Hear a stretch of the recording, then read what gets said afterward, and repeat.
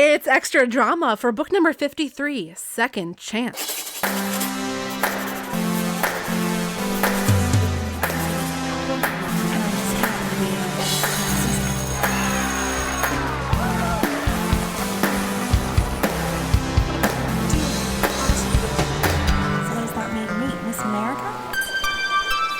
Hello, welcome to Extra Drama, everyone, and welcome especially to my guest, Katie LaDue. I'm smiling. You're smiling. Very cute. Very sweetly and cutely. And I am, of course, Marissa Flaxbart. I'm always here. If I'm not here, it's not the show. So we were talking about Second Chance. We got to have a lot of reminiscences about high school and life. And, I texted Katie when I finished reading this book. I said, I wept over this book. That's what I said, which is very true. I read it in 2 sittings at my dining room table, and I cried a lot reading it. So I thought that I might as well talk about that. Go ahead. Are you okay with that, Katie? When I read the description, when we started getting into it, I was like, oh. Yeah, I mean, I guess this is, again, a side effect we're going to continue to run into of me not really knowing what's coming with these books, is that I can be a little blindsided, and, maybe I just never know with, trigger warnings and content warnings, but I mean, the books always have so much soap operatic stuff happening, then it's like you can take it with a grain of salt.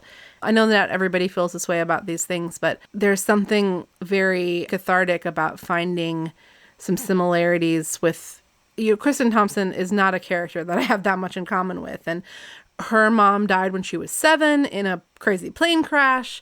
That is very different than the circumstances of my mom's death. My mom died when I was 15. She had a rare form of breast cancer, and it blindsided me just about as much because I just really didn't think that she was going to die. But the fact of her mother's death didn't bother, that didn't make me cry. What made me cry was a passage that I actually read in the main episode, and I'm going to read it again. If you go back to listen to that episode, I think I choked up a little bit reading it again, actually reading it aloud. So we'll see if I can make it through this time. And I guess I'm not trying to be masochistic here. Let's see if I can make myself cry. I want to set it up so that I can talk a little bit and be a little vulnerable in a way that Kristin Thompson was so afraid to be vulnerable with you, gladiators, to whom I am so grateful for your listenership and your kind comments and wonderful reviews of the podcast that make me so happy. It's on page 99. I'm going to tell you something now that I probably should have told you a long time ago. Your mother was planning to quit tennis right after Wimbledon so she could stay home with you and your father. She wanted a normal life.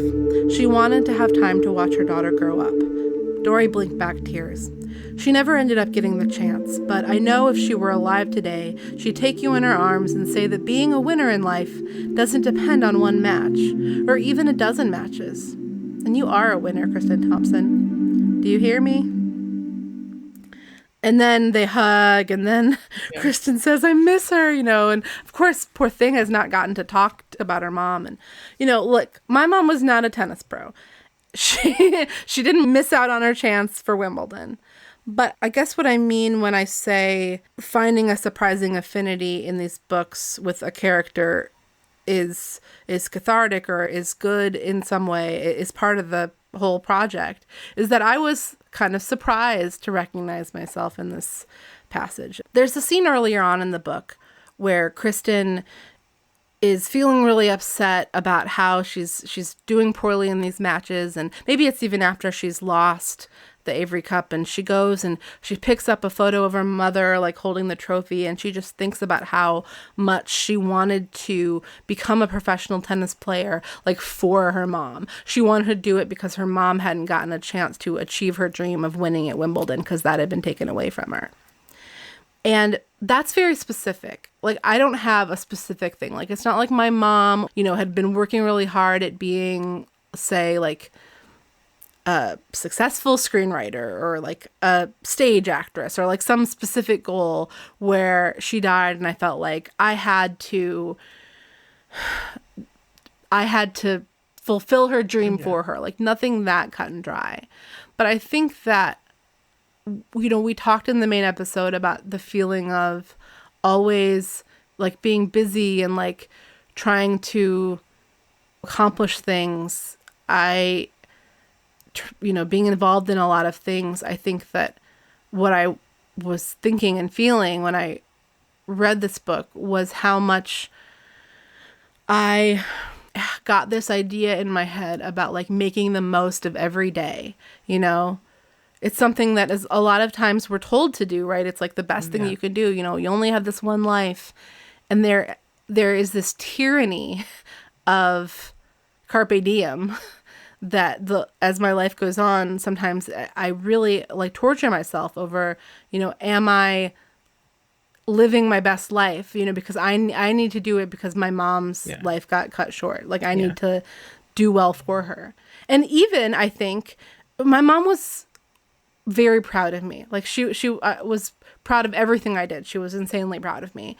And I know, like for a fact, that she wasn't proud of me because of my accomplishments. She was just like, wow, you're so great. And look at all these great things that you do. Like it was just, she's just such an amazing cheerleader for me. And my dad is like that too. But I think that in some ways, because of having all of that, like support and knowing how, like this feeling of like wanting to continue to make her proud, it's like, well, I've got to do, even saying it out loud, it's just like, I can't quite make the things agree. It's like, I know that she would love me no matter what, in the same way that what Dory says to Kristen is, your mom would be so proud of you for being a winner, not in the literal sense, but like as a human being. And it's just like, I know that that's true of my mom as well.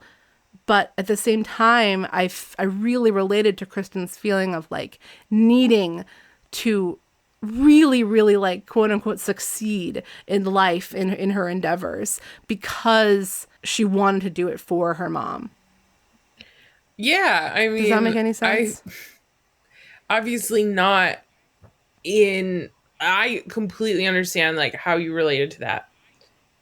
And I mean, not in the way that like I understand, but like I get what you're saying.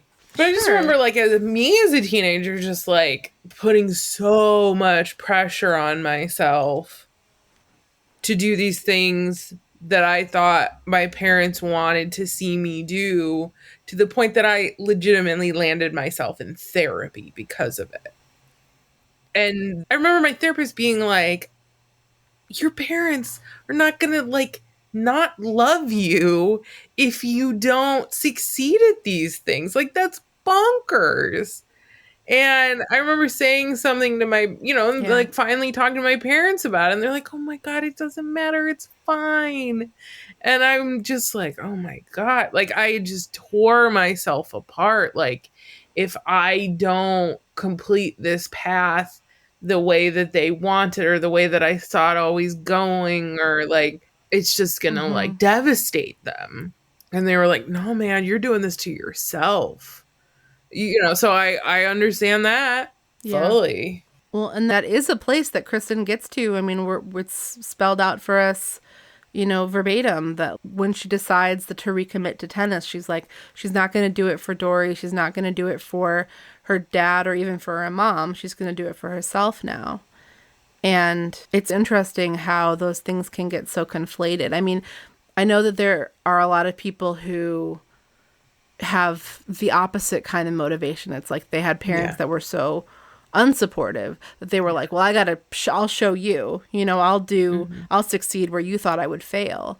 And I feel very grateful, don't get me wrong, to have had such supportive parents. But I guess I hope it's clear that I'm kind of describing two things simultaneously, like the feeling of like, so there's this thing that people say a lot about young people, like not understanding their own mortality. That innocence, that ignorance was something that was really yanked away from me at a pretty early age. And I feel like, okay, I get it. And then it's like, okay, well, all the different ways that there are to like make the most of life. It's just like, that's so toxic. It's exhausting too. Like, I'm somebody who like, I live a quiet life. Like, I like watching TV and watching movies and reading books and like going out every once in a while. And like, I don't need to just constantly be doing things all the time. And the way that like people react to that of just being like, no, you want to just like get out and do stuff and live your life and do something. Oh, and I'm like, no, that sounds exhausting. And I don't look back on my days spent watching these like shows that I love or reading these books or just hanging out, whatever. I don't regret that. And I don't think that's a waste of a day. I think it's like, as long as you're pretty satisfied with the way that you spent your day, you don't need to just constantly be like, I need to be doing everything. I need to be doing everything. I need to be doing like that can get so toxic.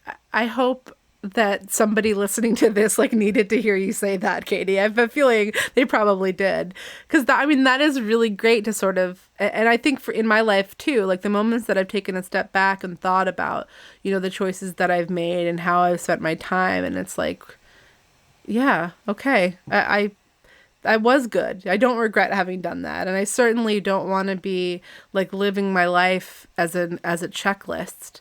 Like, gotta check off this experience, gotta check off that experience, so that I can say that I did it, like, when I'm dead. Like people that doesn't like, even well, really I did make it for the sense, story. right? I did it to say that I have done it. Or people will be like, well, I did this and I did that. And I'm like, why? That doesn't sound like any fun. Did you have fun? And like, it's kind of sad. I was like, yeah, see, I thought it was a disaster when you told me about it. That's not fun. I would rather, like, have fun, you know?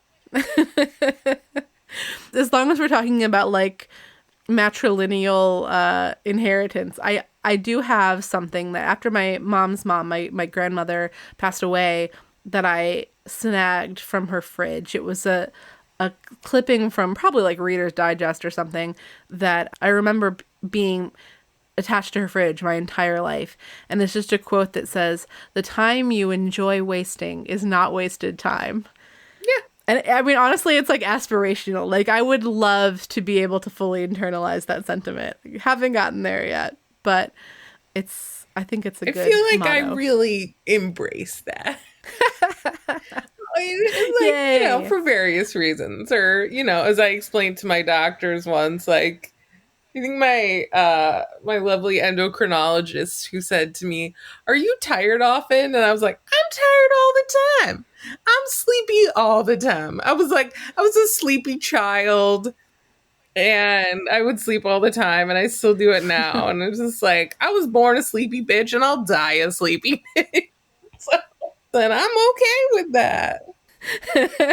Well, that's the most important thing of all, to be okay with it. I feel like that's enough of my melodramatics. I hope that wasn't too much navel gazing. I promise that it was connected to the book. I hope you can see that, gladiators. But before we close out this extra drama, Katie, did you have any other notes from the book that you wanted to dig into? I think my main note that kept recurring is these girls that would go to talk to other girls and be like, "Oh my God, she's so pretty and she's so cool." And when she spoke to her, her eyes were glittering. And I was like, why aren't more people gay? They should be in love. Yeah, that would be great. There's like a lot of appreciation, like on one woman's behalf of another woman's beauty. It just never seems to go. I mean, if these were made today, they would. Yeah. But there is a lot, there's a lot of glittering eyes. I don't think we really even touched on how beautiful Kristin Thompson is purported to be. Because, of course, everyone is. Like, Sweet Valley. Of course, she's beautiful. And teenagers go to jazz clubs. That's where Bruce takes her. Yeah. Like, how many 16-year-olds are really driving to a jazz club on a weeknight because they have a friend that plays in said jazz club? Like, what the hell? So what Bruce says to her when he picks her up is, "Listen, Casey's is totally beat." Which is, I guess, is slang, late 80s slang for totally beat, meaning like it's played, you know, played out. That's also, I don't know if that's current I think lingo. But he says, I've got a much better idea. There's an incredible little cafe in the canyon that's also a jazz club. A tenor sax player from LA is playing there tonight. I've been wanting to hear him. Let's go there instead. Very cool? Question mark. Like, part of me thinks it's like very suave, but then if I actually think about being in high school, like, what would be the type of guy who he would have worn a suggested fedora that? and you would have not wanted to hang out with him. I mean, I probably would have hung out with him. It sounds like something that at least one or two of my high school friends would have suggested, but I am Would you wanted no to have dated that guy? Maybe. But I'm not looking for a cool guy, Yeah. is really what it comes down to. I'm not looking for a Bruce Patman. If somebody that looked like Bruce Patman suggested those things, I would also be like, you're weird. I don't know. Maybe that's a double standard. I just think it's But weird for so like be a it. teenager.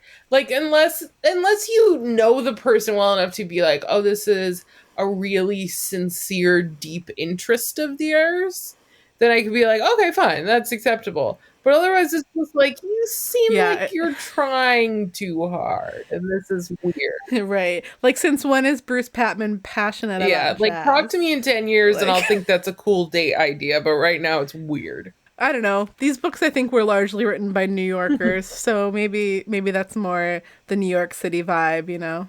Although there's something cool about going out to the canyon, and very, very SoCal. Like, we're going to go catch a concert. I live in the valley. Canyon. Is that the same? And I live Not quite. Laurel Canyon. Well, there you go. You can catch a jazz show in the canyon. No. I'm going to say that's not the same thing. But I don't know where he was driving either. I don't know. It sounds like a long trip. And it was. And she was home late, and her dad was mad at her. So, nice going, Bruce. I mean, we all had those fights as teenagers, did we not? You came home too late? I do remember that I was very alarmed one year. I think it might have been my senior year of high school, or it might have even been like Christmas break, my first year of college, which was even more galling. And there were a bunch of friends, boys, that were going to go sledding off of Highway 12 or something. And my dad told me I couldn't go because it was too dangerous and it was like icy out there. And like, It was like, no, it was nighttime. He was like, this is a terrible idea. And I was so shocked. Yeah. Like, I couldn't believe that he was putting his foot down about this. It was like, when have you not let me do things? Like, you know, these friends, they're pretty responsible. Well, so I didn't go because it was like, dang, all right, whatever.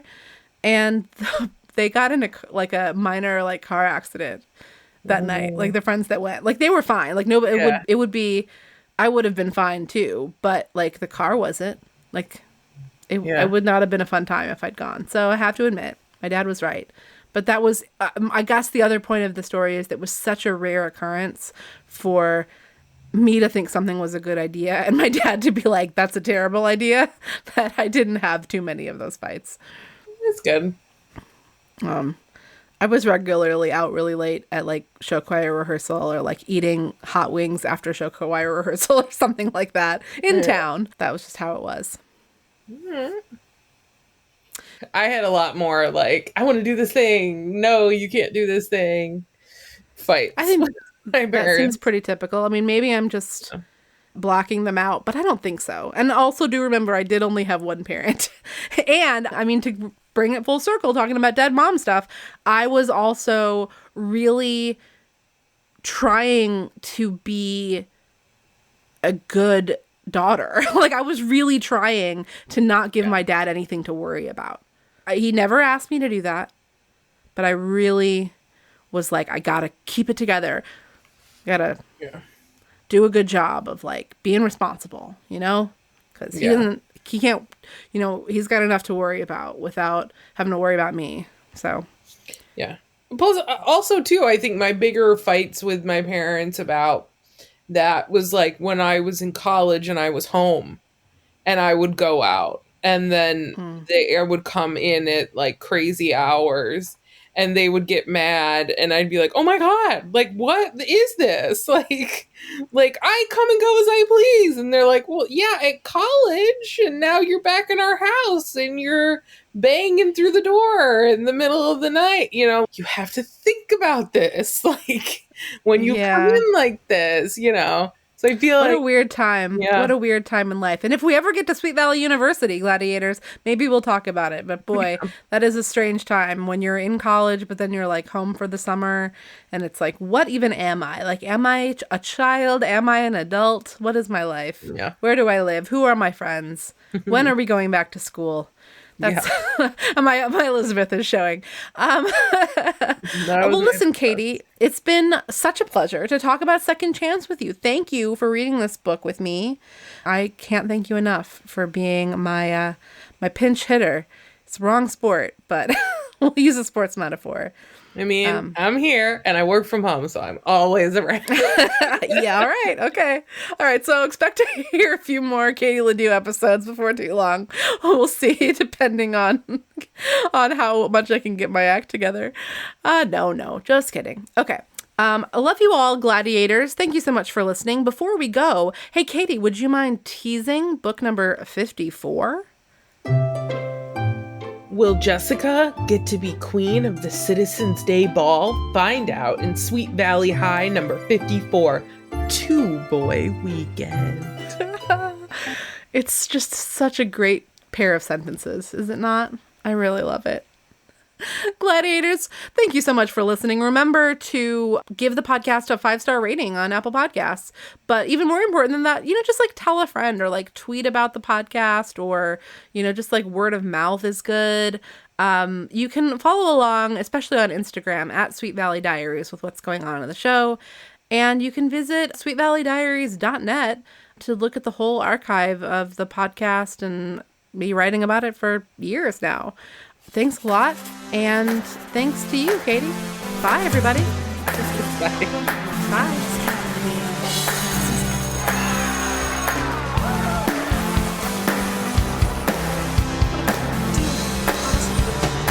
So does that mean Miss America? Okay, are you ready for this? Am I ready? I guess. All right.